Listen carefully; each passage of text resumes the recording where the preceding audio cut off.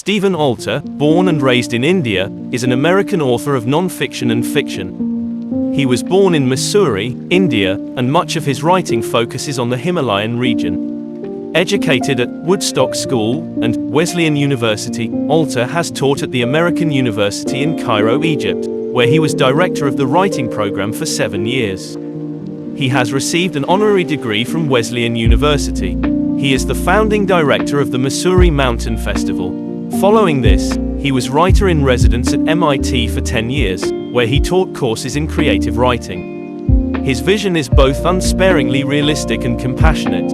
He is a sensitive observer with an unusual ability to see a foreign culture from the inside out, making its people alive and compelling to Western readers. His most recent non-fiction book, Wild Himalaya, A Natural History of the Greatest Mountain Range on Earth, won the Banff Book Award in the Natural History and Environment category. Becoming a Mountain: Himalayan Journeys in Search of the Sacred and the Sublime, published by Aleph in 2014, won the Keku Nauroji Award and was shortlisted for the Kamladevi Chattopadhyay NIF Book Prize. In the Jungles of the Night, a novel about Jim Corbett published by Aleph in 2016, his work of fiction was shortlisted for the DSC South Asian Literature Award. The Cloudfarers, published by Puffin in 2018, is his most recent book for younger readers. He has written extensively on natural history, folklore and mountain culture, particularly in his travel memoir, Sacred Waters, a pilgrimage to the many sources of the Gunga. Among the honors he has received are the fellowships from the Guggenheim Foundation, the Fulbright Program, the East-West Center in Hawaii, and the Banff Center for Mountain Culture. He is one of the most talented, hard-working and dedicated authors, who is trying to reach out to the audience with a purpose and motive behind it. He has always conveyed a new idea, a new perspective through each of his books, and indeed his art is celebrated in the bestsellers. We are honored to welcome Stephen Alter to Pune International Literary Festival 2022.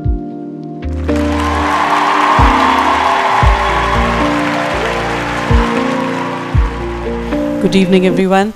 Thank you so much for your presence here. I know it's been a long day, but I am very sure that this session is going to be, and this conversation with Stephen is going to be enriching, and you're going to get up very happy that you actually spent time with us. Thank you so much. I'm honored to be here. I'm glad that I'm in conversation with you, and I hope that we're able to discover some new facets about you that maybe nobody else has as yet. So with that aim in mind, let us begin with the young Stephen in Missouri. Tell us a little bit about your childhood, and did you always want to be a writer? Well, thank you, Harshali, and thanks for this embarrassing audiovisual. I hope I discover some things about myself as well in the process of our conversation here today, and thank you all for staying on for this. Now, as you asked about my childhood, my upbringing, I was born in the hill station of Missouri, and I spent most of my young adult years there before going on to university in the United States. And then I returned to India and have made India my home for most of my life. But I feel I was very fortunate growing up in the Himalaya because I had an opportunity to explore the natural history, the landscapes of the Himalaya, the forests, the bird life, the wildlife, and that's something that has informed me throughout my writing career. It's something that I keep going back to as a subject, and it's a subject that never seems to run dry. So having that opportunity of growing up in the Himalaya, I think was very, very special for me, and it's something that has left me with a greater appreciation for wild places and wildlife as well. I'm not quite sure when I wanted to become a writer. I could say that my parents always complained when I was very young that I would tell stories that never ended, and they would get very impatient with me because I'd keep going and going and going, and it was one of those stories that never came to an end. but hopefully at some point I learned when to bring things to a close.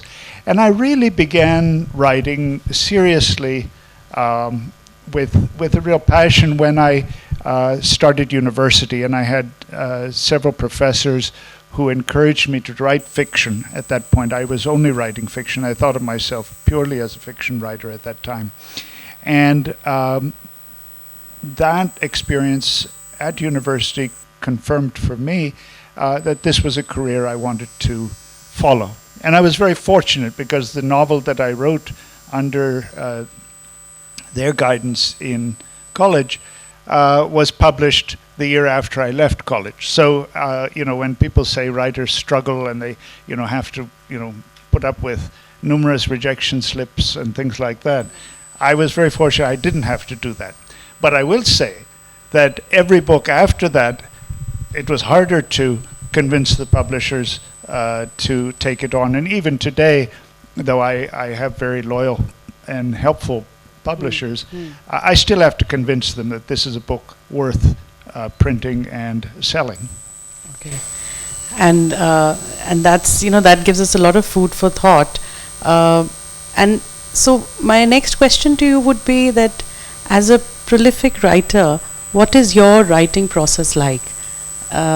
Do you have any specific time that you write, or do you have a separate place that you sit and write, or is it that wherever you are, you want to write about the thoughts which are coming in your mind, and then maybe later on you compile them? So what is your process when you are thinking of, when there's an idea and you want to follow it up?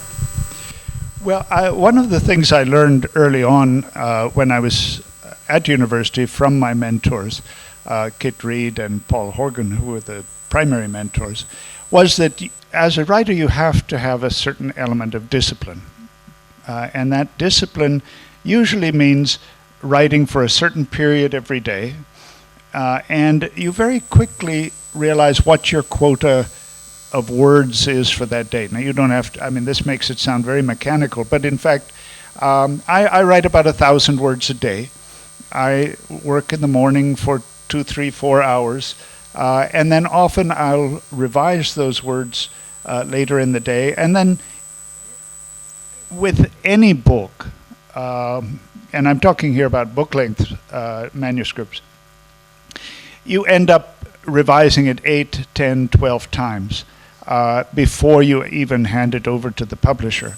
So it's a laborious process. It takes a lot of discipline, but at the end of the day, it's I think satisfying when you actually hold that kilo of paper in your hand and you feel that you've actually produced something worthwhile. I was reading a book just the other day called by Hugh Allen called The Last Tiger, and he's not a writer, and he writes in that how he never understood the exquisite torture that writing involves. And I like that expression, exquisite torture, because it's very satisfying, but it's also extremely painful sometimes. I think every time you begin writing, you write with a lot of pleasure and expectation and anticipation. By the middle of it, you are waiting for it to get over. It's quite like childbirth, actually. Yeah. So let's come to your travel. Since you've written so much about it, I wondered whether while you are traveling as a solo traveler, how is your interaction and engagement with the locals been? Have they been helpful? Have they been welcoming?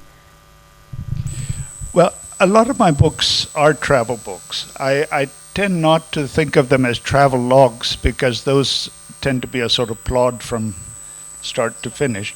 I think of them more as travel memoirs in which I am discovering something new about myself and about the places I go to, not just guiding people through a journey in that way. And I've often described the travel books as a process of writing with my feet. And when I talk about writing with my feet, what I'm suggesting is that the journey itself is often the first draft of the book I'm writing. So if I'm, for instance, going to Kailash Mansarovar, the way I get there is part of the story as it's beginning to be told. If I fly to Kathmandu, spend a few days in Kathmandu, and then get on a bus and go to the border, that's all part of the story. If I was to get a helicopter and fly in and fly out in 24 hours, that would be a very different story. So you choose the journey as you go along. And for anyone, many of my journeys are on foot. I enjoy trekking, I enjoy walking through the forest, and at every point there's a choice that you make. And I'm always thinking, because for the most part these journeys end up being a part of a book, I'm always thinking, all right, if I go left, what am I going to find? If I go right, what am I going to find? If I get lost, all the better. I'm definitely going to find something interesting in that process. And so as a writer, even before you put any words on the page, you are composing that story. And it's not entirely self-conscious. I mean, I don't want you to be thinking that, okay, now I've taken 100 steps, chapter 1 ends here. But it's there in the back of my mind as I'm traveling. I'll give you one example. When I wrote a book about crossing the border between India and Pakistan, it's a book called Amritsar to Lahore, I decided that I would go by train in one direction and then come back by bus in the other. And because I carry an American passport, I didn't necessarily have to take the Samjhota Express, which is the train that goes between Amritsar and Lahore. I could have gone just up the way to the Atari border and walked across and got to Lahore within a couple of hours. But the fellow passengers who were with me on this train, mostly people from India who were going to visit relatives in Pakistan, or people from Pakistan who were returning home, we were all sitting in this train, and it took 14 hours to cover 30 kilometers in the process. And they all, after they realized that I could speak to them in Hindi and Urdu, they said, why आप इस गाड़ी पर क्यों हैं? आप उधर चले जाते तो 2 घंटे में आप लाहौर पहुंच जाते. And I had to explain to them that no, I'm working on a book, and this is part of that story, being able to experience what you were experiencing, all of the delays, all of the harassment, all of the bureaucratic frustrations that go with that process. So for me, writing about journeys is, it really begins with that itinerary at the beginning and the decision to where shall I go and how shall I go and where shall I stop. So you leave the choices to the universe after making the initial choice. To the universe? To the universe? Well, perhaps. No, I usually leave it to my editors at the end of the day. I'm not sure the universe has much to do with it. My editors at the end of the day might say, and in fact with that book it was very interesting. I had a terrible editor. She was absolutely dreadful. And she told me that she wanted a book that was going to be very personal. And then when I delivered the manuscript, she said, well, it's too personal. And I said, come on. You asked me to write a personal account of this journey, and now you're saying it's too personal. And she said, no, but all of these sections you have to cut out of the book. So I did something that I'm not ashamed of. I cut those personal sections, I pasted them in somewhere else in the manuscript, and she said, it's brilliant, it's wonderful. Oh. That's a great job of editing. And I thought, well, thank you very much. See, you've already taught us something we need to do the next time we send our manuscripts out, Yeah. and they come back after the editors first look at them. Right. So, okay. So we have a few authors sitting here, and I'm sure all of them have taken up this tip. They've already written this down, as have I. So let me go back to the fact that now we are in the age of social media. It's a very intrinsic part of lives. We're literally doing our morning and evening walks on social media.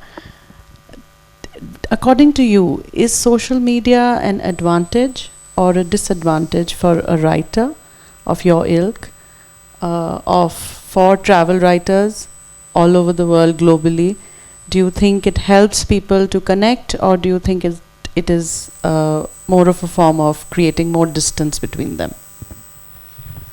I'm not sure. I think social media, has its advantages. Of course, I think for a writer who has a book that isn't going to be finished for another 12 months, there's the instant gratification. So you can put up a picture of, I saw a tiger yesterday in Tadoba National Park, and 400 people like it, and you think, okay, I'm all right. So there's just that little bit of self-gratification that happens on that level. But that doesn't necessarily help the book. Yes. It just helps keep you encouraged as you're going along. I think social media, for the most part, I don't use it. I use Facebook largely because I got into it to promote the Missouri Mountain Festival when I was doing that. And then I thought, okay, I've got 3,500 friends, which is wonderful. Some of whom are here in the audience. But for the writing process itself, for actually producing the books, I don't think social media has much of a role in that. I'm told that it has a huge role for marketing books. I'm still to be convinced of that. I have, publicity people saying, well, if you do this Twitter interview or you do this sort of thing, you'll get so many hits or whatever. I don't know whether I want the hits or not. But I haven't actually seen it make a huge difference for me. For some writers, I guess it does. So what you're saying is according to you, it doesn't convert to book sales? Or is it that the engagement, because I feel most of the authors or writers, whichever genre, connect with their readers personally through social media now, which probably was not possible at one time when this was not the case and it was not present. Now you have the opportunity to immediately know or recognize people that you've only been interacting with on social media, as you just did. So maybe for presence and for the fact that you're connected with your reader, while at one point of time authors are very mystical and people who were really looked at from a distance. So do you think that in that sense it's helped the writers? I guess there is some truth in the fact that you are connecting with an audience on a level, because otherwise you're just a picture on a dust jacket, basically. And I'll confess something. For my first 6 or 8 books, I always used a picture of myself at 21. And then there was a certain point where my hair had turned white, and I thought to myself, I better get another picture for the dust jacket. And social media doesn't allow you that sort of anonymity. I mean, you're caught. They're going to catch you at one point or the other with white hair or no hair or whatever it may be. So, yeah, there's a connection there on that. But I think I'm a little old-fashioned in terms of the actual connection. I mean, to me, the reader holding the book and actually reading it is the connection that I want. That you're looking for. And that, I think, is the only important piece of that. Yes. So you were just talking about your travel books and your experiences while traveling that then get translated into the written word. Tell us a little bit about, because it cannot be all experience. You cannot put everything that you've experienced in your book, in your writing. So how do you fill that lacuna? How do you fill that gap that you may find while writing your book or your journey? Do you fictionalize it, or do you, I know of a few authors who put in setting, who put in emotion, or they'll put in something like that. So how are you able to bridge that gap? Well, in terms of actually structuring the story and being able to tell the story in a readable and compelling way, you're always telescoping certain events. You may patch something may have happened later, but you put it at the beginning. And I don't think there's anything dishonest about that. If, for instance, though, if I went to, say, Varanasi and I said I took a dip in the Ganga and I didn't, I think that's entirely dishonest, and that's yes. not there. But I think more important, and a question that I often get asked, and I think nonfiction writers particularly get asked the question, is how do you know all this stuff? So if I'm writing about wildlife and I'm giving you Latin names and I'm giving you something about the morphology or the behavior of a particular bird or whatever it may be, it's not all up here. I have to look it up. And the research is absolutely vital to the writing process. So it may sound as if I'm a huge expert on wildlife and natural history, but I would say at least 50, if not 75% of that I've looked up in a book. Or nowadays, because you can get so many articles online, you look it up online. Sometimes just to check and make sure that I've got the right name or I've got the right description of a particular bird. But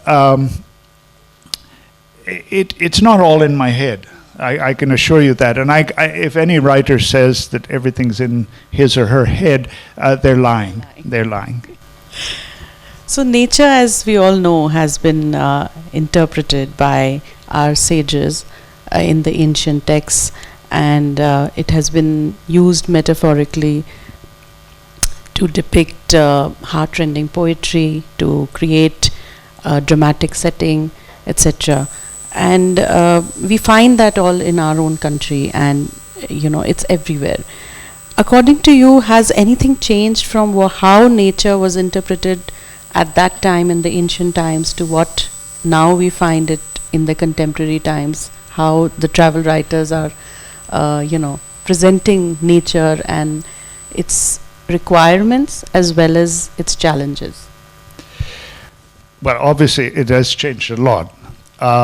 But I think one of the interesting things for me as I'm writing is to try and find some of the connections between the traditional narratives, the traditional ethos of appreciating nature, worshiping nature, finding spirituality in nature, and our current approaches to nature, which often are doing a DNA analysis or something like that.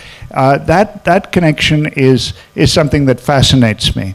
For instance, the book I'm working on right now, which is about wildlife and wild places, I've been reading parts of some of the early texts, the seminal texts on Ayurveda, the Sushruta Samhita, and it's fascinating to read those descriptions, which were written more than 2 millennia ago, of a particular plant, a herb that may have medicinal value or not, and to realize that there's been commentary for 2,000 years on these particular species, and yet we can recognize it today. So that gives you a sense of the continuity that's there.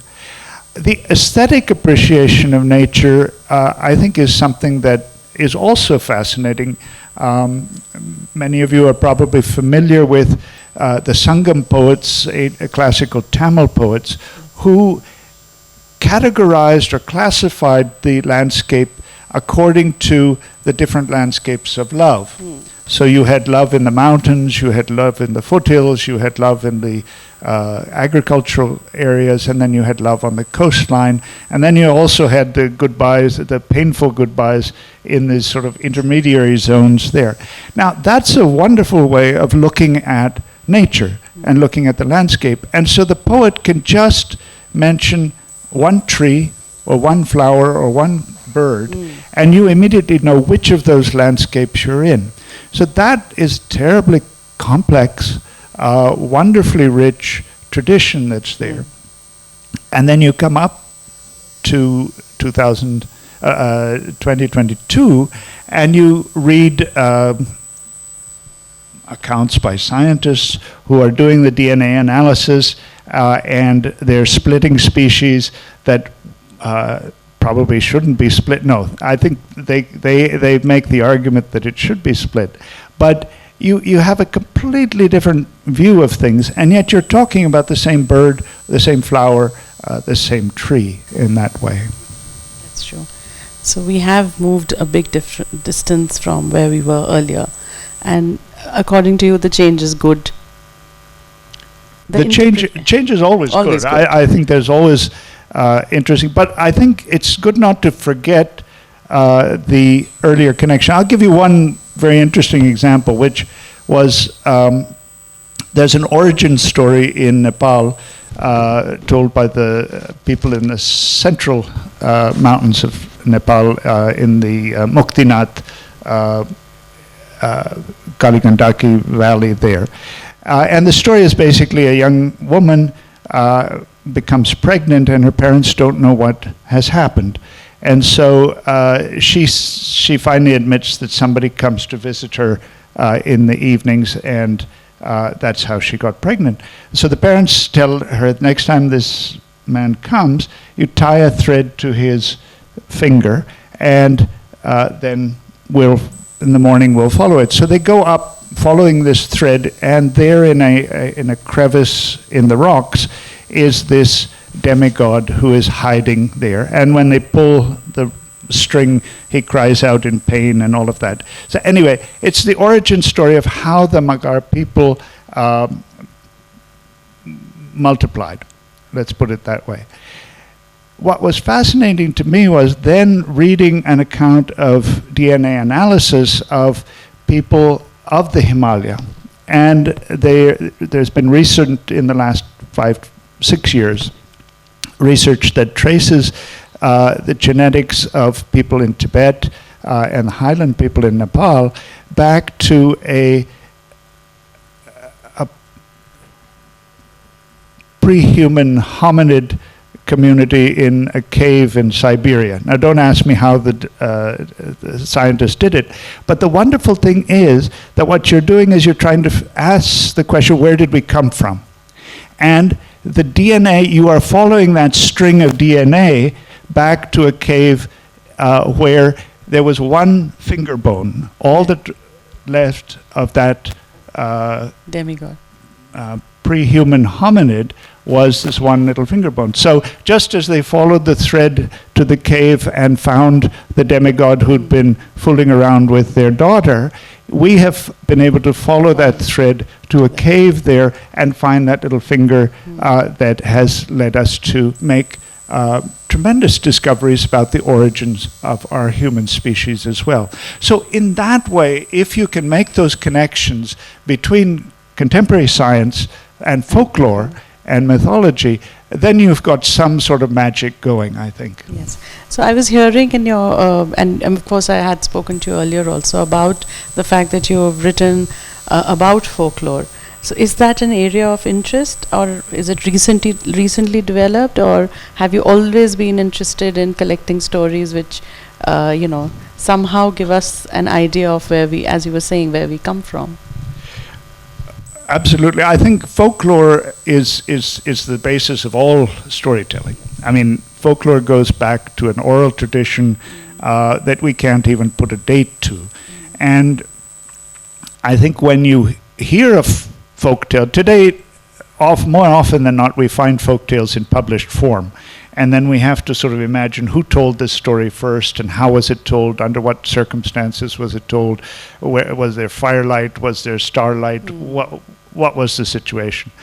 But at the same time, when you do hear, as I have occasionally in my travels, somebody telling me a story about the origin of a particular plant, a particular animal, and to actually hear that being told to me without any intermediary published text, you really realize that that is some of the magic of storytelling, and that's something that as a writer I want to be able to catch hold of and somehow give my readers a sense of the voice that is telling that story, not just the story itself. Oh, that's quite an amazing. And if you're able to do that, I think that is what every author wants to do, that the reader can picture what you're thinking and then put the words on paper. Now, coming back to the change that we were talking about, we have as a species impacted the natural resources to such an extent that that we have changed, as we were talking about, maybe to the advantage, but also to the disadvantage. So, according to you, what is it that as a collective, as a community, we can do to preserve the biodiversity that we have, and which is dwindling? So, Well, that's a big question, and probably better answered by conservationists than someone like me, who is a amateur pretender in the field. But I think the first thing, I think, is for us to understand what we mean by biodiversity. I think too often when we think of biodiversity, we think of just a whole lot of things. It's like going to a supermarket and there's so many things to buy on the shelves, and we think of that as biodiversity, but that's not it. That's really not it. Of course, there is diversity, there's numerous species and subspecies and all of that in nature. But what is essential is the interrelatedness of those species, the way in which they form a living community, and the way in which that living community includes us as human beings, as Homo sapiens, because we are just one more species in that community. Last evening I had the privilege of meeting Professor Madhav Gadgil, who is one of India's great ecologists, field ecologists, and talking with him about sacred groves, which is his specialty. yes. And these are sort of relict fragments of forests that may well go back several thousand years, that have been protected because there is a certain spiritual connection between the community that protects it and the natural heritage of that region. And so someone like him has studied it to such a degree that they can give you much better examples than I can of the interrelatedness of species, the reasons why some species are dominant, others are subservient, and then a whole other chapter that has opened up in the last 10 years at least, that mycologists, people that study fungi, are teaching us. There's an absolutely spectacular book. If I recommend one book to you today, it's a book called Entangled Life by a man with definitely a magician's name, Merlin Sheldrake. And if you read that book, you suddenly realize that all around us, in this hall, there are fungi. In the air, the spores in the air, there's mold under the chair. I'm sorry, there's probably not mold under the chair, but there are fungi all around us. And they play a vital role in our life as a species and our community of life that surrounds us, whether it's connecting trees to each other to share information or share nutrients, or fermenting the beer that some of us may enjoy later this evening. Very true, but you have answered partly my question that was that I wanted to ask you if there were any other books that you'd like to recommend. So that's one book. Thank you for that. Any other books that you'd recommend for the people sitting here and for me as well? I will think of that, but I'll may I tell a joke? Of course. Am I allowed to tell a joke? Of course. It's a small... And it's a joke on a fellow writer, a very beloved writer, and a dear friend. And I think he would forgive me if I told the joke. It's in the vein of a recommendation also, in that way. There was a friend of ours who went to her doctor in Delhi, and the doctor, in the course of the examination, asked her, "Aap kahan rehte hain?" And she said, "मैं दिल्ली में रहती हूँ और मसूरी में हमारा घर है." He said, "Oh, Missouri." He said, "Missouri, there's that famous writer, Baskin Robbins." And so if you can find any books by Baskin Robbins, I recommend them highly. But no, that really lightened the mood. I think we were getting slightly serious here. But coming back to your books, and we will find those books, right? Coming back to your books, from the first book in 1978, Neglected Lives, to the newest one, Bird Watching, in 2022, what has been your takeaway, or what has been your experience like, in this vast landscape that you've crossed?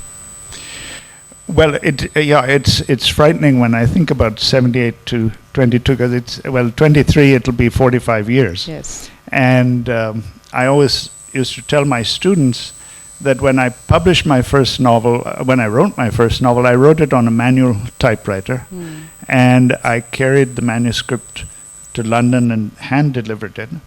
And when it was accepted, I was given the news by telegram, which gives you a sense of how old I am. But that process has changed. The technology obviously has changed drastically. I now write on a laptop rather than a manual typewriter. I can now send a manuscript simply as an email attachment, and I hopefully get back a response fairly quickly. So the technology has changed, but I always say that it hasn't become any easier, and it hasn't become any faster. Earlier I thought with computers, I thought this is wonderful, I don't have to type it again. Because I used to type my book 8 times or 10 times in the process of revising it. And that's very laborious. And here I could just cut and paste and make the correction. And I thought to myself, now it's great, I'll write 3 books a year and I'll make lots of money. It didn't happen. It still takes a minimum of 1 year to actually write the book. But the one you were asking about, the takeaways, I guess one of the takeaways is not money. Let me make that very clear to you. For a writer, it's not a feasible career option any way you look at it. But I think you do get a satisfaction of creating, certainly for me, a body of work that you have with that is, I think, varied. For me, I'm just talking specifically about myself. Having been able to write both fiction and non-fiction, as well as children's literature, and film scripts and other things like that along the way, is perhaps the most satisfying. I think if I had spent my whole life just writing novels, and just writing novels about identity, which seemed to be my fate at the beginning. My publishers always wanted books in which you are asking, who am I? Because I am a muddled person, and I am constantly having to explain who I am and where I come from. If I was writing about identity for 45 years, I think you wouldn't see me on this stage. I would be under the ground somewhere or washed away by the Ganga at this point. I wouldn't have lasted in that way. But the variety of books is something that I enjoy looking back on. And I was just telling Harshali that I have a new book coming out in January, February, which is actually, it's a murder mystery set in a hill station. And it's the same character from my first novel, Neglected Lives, which I published in '78. He comes back to solve a crime 45 years later in the same hill station. So that's been fun too, to be able to go back to something I've written before and revisited it in the present now. So full circle for you. So out of all the books that you've written, and that tremendous number of them, which is your favorite? Well, I'm asked that question often, and I always say the one I'm working on right now, because that's the safest answer, because otherwise the books, they bite back at me at some point. But no, you have favorites. You have books that they may not sell that well. Bird Watching, for instance, has not sold that well, but I enjoy it because it's the kind of book, a kind of espionage thriller that I've always enjoyed reading. I hope it lives up to something of the standards of Graham Greene and others like that. At least it's a homage to that genre. And so I enjoyed writing it. I love writing about spy versus spy and all that kind of thing. So I enjoyed the process of it, writing it. Yeah. Wonderful. So I was hearing you talk about your travels, and I wondered, are there any, if you could like enumerate 3 myths or 3 lessons that you have learned during your travel, during your travels in the Himalayas or in the mountains, or while you were, wherever you traveled, were there 3 myths that you can tell us that you felt that you wanted to kind of bring out? Sure, I may not get 3 altogether, but let me give it a try. I think that the one thing that I'm self-consciously aware of is that when I travel, I like to travel alone. I have made trips with friends to different places, and it's always enjoyable. It's fun to have the company. But as a writer, if you travel on your own, you're more likely to have conversations with other people. If you're traveling with your friends, you're going to talk to them. And so I consciously go alone so that I'm forced to meet other people, and I think people find you more approachable if you are on your own. If you're in a group, they're less likely to come up to you and talk to you in that way. So traveling alone, I think, is very important. The other thing, I mean, a very simple fact that came to me, when I was doing the Lahore to Amritsar to Lahore book, traveling by train is much better for a writer than traveling by bus. Now why? Because you're sitting in a compartment opposite each other and you can have a conversation. When you're sitting in a bus or an airplane, you're all facing in the same direction and you're all in your own sort of zone. Whereas railway compartments are probably the best situation to be in, to have a conversation with and learn who your fellow passengers are in that way. So little things like that are always there. There's also the stereotype, not the stereotype, the cliche that the journey itself is always more important than the destination. Yes. There are certain journeys where that destination was terribly important, and I was awfully glad to get there by the end. So I'm not entirely romantic about that. I think when I went to Kailash Mansarovar back in 2013, it was 5 days of driving in both directions. And while Mount Kailash was spectacular and very inspiring and all of that, the minute I hit Kathmandu again and I could get a bath, it was spectacular, even more spectacular in many ways. So I can imagine. So I assume that there's a lot of spirituality attached to your travel then, because going to Kailash Mansarovar is this lifelong dream that I've held, and the more people I talk to who've been there talk about it more than the religious aspect. They talk about it as if they have either discovered themselves or discovered facets of themselves which they themselves didn't knew they had, whether it is the patience or the perseverance or the ability to wait it out and experience or internalize that experience. How was that for you? Well, it's sort of paradoxical in a sense. I have written a lot about spirituality and sacred places, but at the same time, I'm an atheist. I approach religious sites, religious places with, as I say, I'm driven more by doubt than I am by faith. And doubt can be a very powerful catalyst for searching out whatever it may be that we call the truth. But what I have found particularly inspiring on all of these pilgrimages or sacred journeys that I've done is to observe what it means for the people that travel with me. I may not accept all of the theology or the dogma or even some of the mythology that is attached to a particular place, but to watch and to be in the company of people who are experiencing that is very moving, very powerful, and becomes a very important part of my story. I'm certainly not casting doubt on their experiences or their beliefs or their faith. I just don't happen to share them. And that, in a sense, gives me a little bit of a distance. And it doesn't mean I'm not interested in that. In fact, I am fascinated by narratives of faith that are there.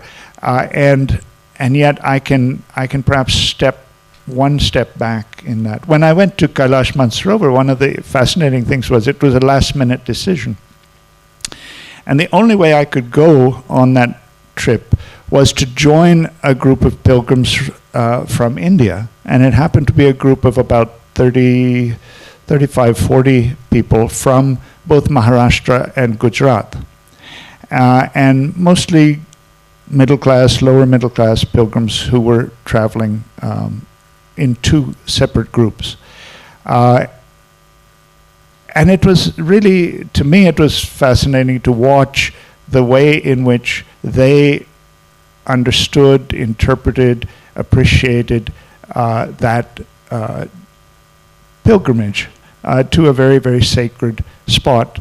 And to do the parikrama, or the Kora of Kailash with them was particularly moving and particularly interesting. Also, it was interesting, the Gujarati, we were allowed to have one duffel bag that was about that big. And they were very strict about this.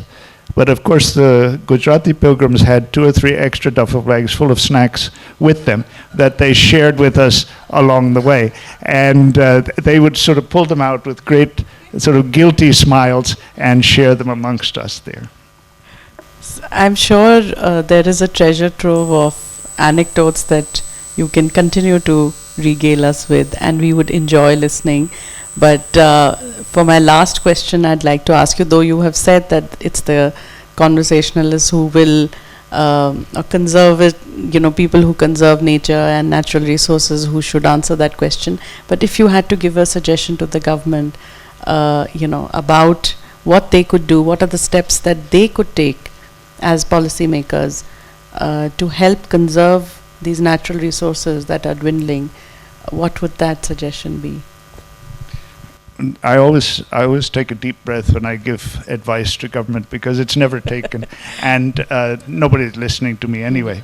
But no, I think the two things that have struck me, particularly while working on this book, but on earlier books too, is there are so many. I live in Uttarakhand, which is Devbhumi, and the Chardham Yatra is there. So you have Yamunotri, Gangotri, Badrinath, Kedarnath.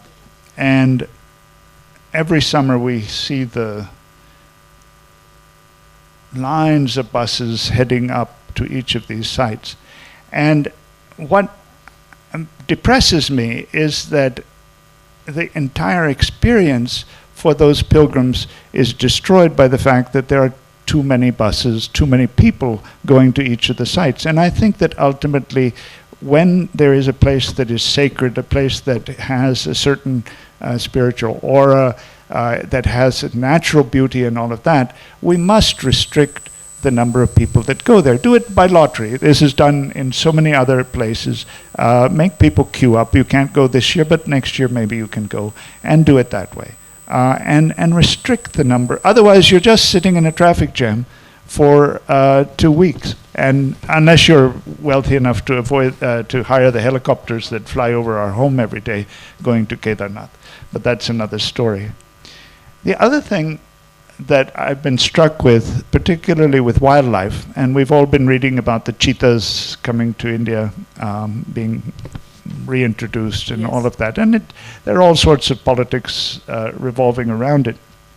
But what is happening, I think, in the mindset of many politicians and administrators and forest department people is to put nature on display as if it's a safari park rather than allow it to be wild. There are many national parks that I don't go to anymore simply because it's so discouraging, because all you have is a cavalcade of jeeps chasing after one poor tiger that's just trying to Go and take drink a nap. water. Yes. Yeah. Yes. So we have to be able to control the numbers, and then we also have to be able to control the commercialization of these sorts of activities to a certain extent, because you lose that and then you've lost something that is wild. It's fine to have safari parks. A lot of people enjoy that, but don't turn all of the national parks into safari parks. That to me is a second. Are you listening? I'm sure they are, and we are, as an audience and as people who have, who are aware and mindful of the fact that now it's the time to take those steps. Otherwise, we are going to go down a really steep hill. So before we open the house to questions, this is my one question that I'd like to ask you. Was there a book that inspired you to start writing about travel, or is there a book that you go back to which is a comfort read for you?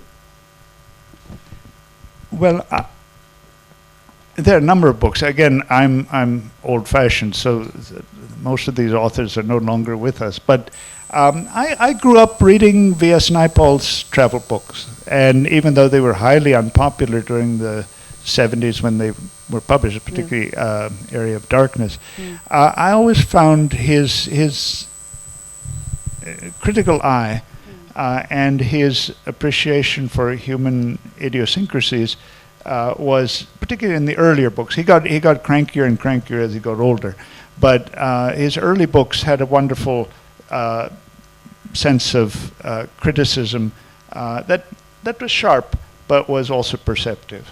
So I would point to him, but there I could list a number of others. I'm sure. Thank you so much for that. Now we open the house for questions. Are there any questions that you might have for Stephen? Yeah.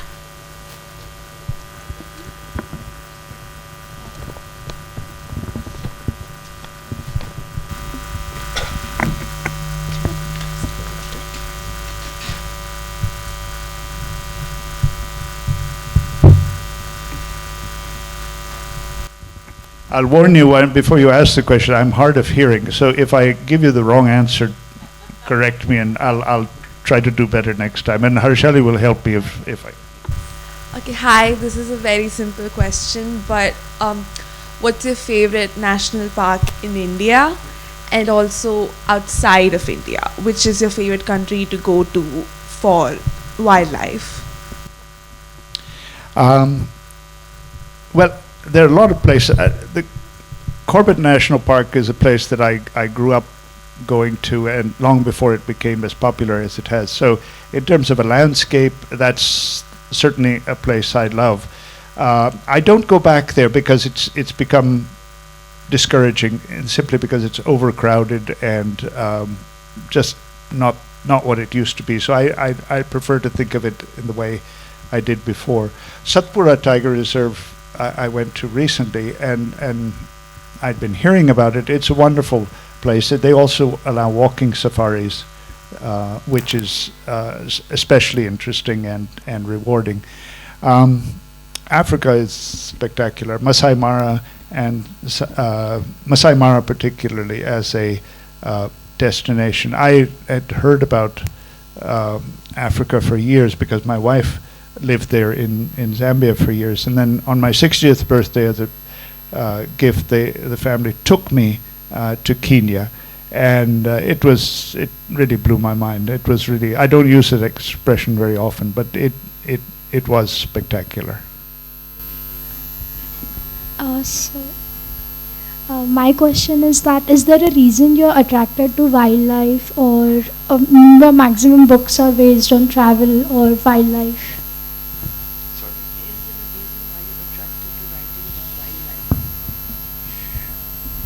Well, I think I've always been interested in wildlife, and I think the stories of other species, in fiction I end up writing about our species.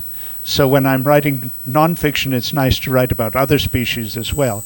And to me, one of the fascinating things about wildlife is also that we are constantly discovering new things about those animals. And one of the reasons I'm writing this book is that it's occurred to me over the years that I'm going into the forest to look for a tiger or a gaur or a monitor lizard or whatever it might be. And I'm looking for, in that wonderful vocabulary of wildlife safaris, looking for that sighting that's there. Everybody wants a sighting. That they'll say there's movement and then there's a sighting, and those two words get used all the time. But when I see that animal, when I look at that animal, I already realize that it's also looking at me.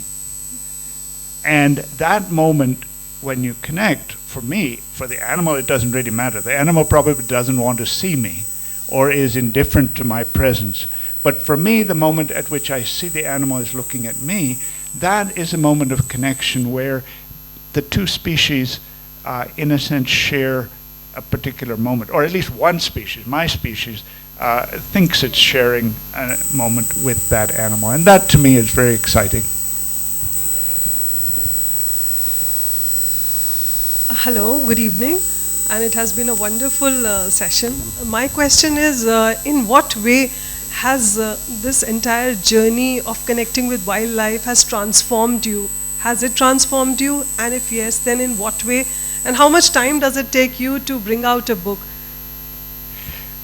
Well, bringing out the book takes anywhere from a year to 2 years. I've had, some of my books have taken 4 or 5 years to write.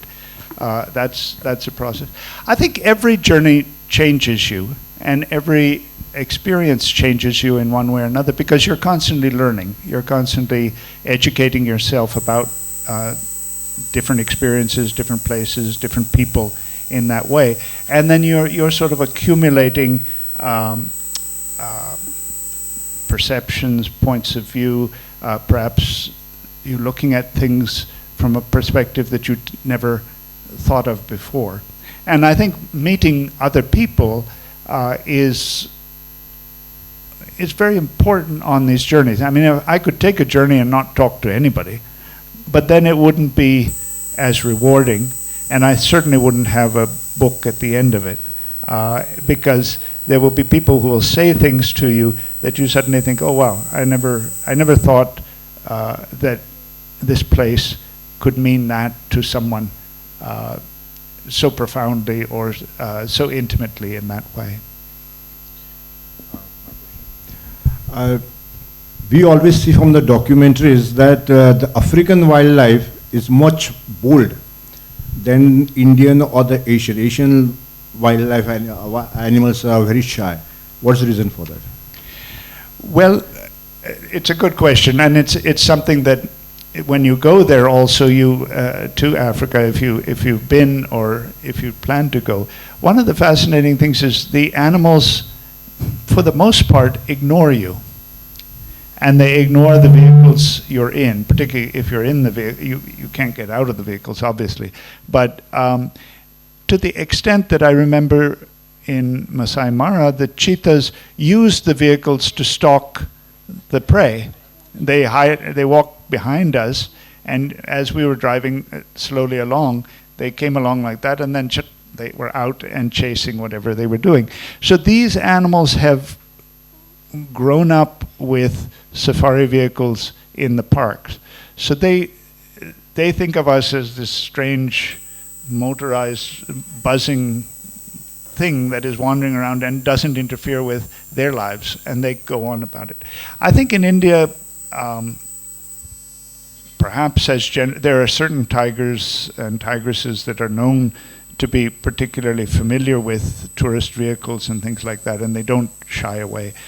But the landscape is also so entirely different. If you go to Kenya, it's open.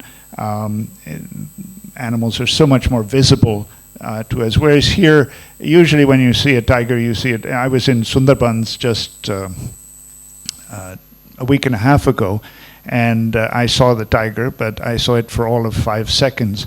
And so I can say, yes, I saw the tiger, but it didn't mean very much to me in that way. So that landscape, because it's a thick mangrove jungle, just doesn't allow you to observe them as openly as you do in Africa.